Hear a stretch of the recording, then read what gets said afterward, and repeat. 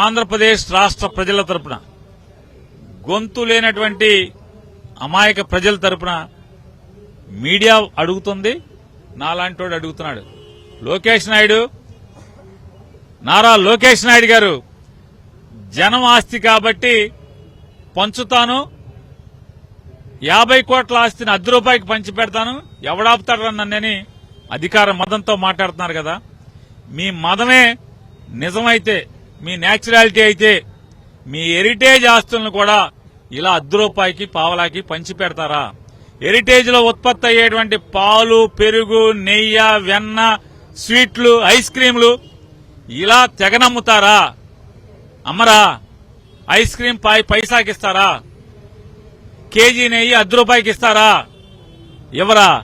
అంటే మీ నాన్నగారు, మీ అమ్మగారు, మీ ఆవిడ గారు సంపాదించిన సొమ్మేమో గట్టిదా?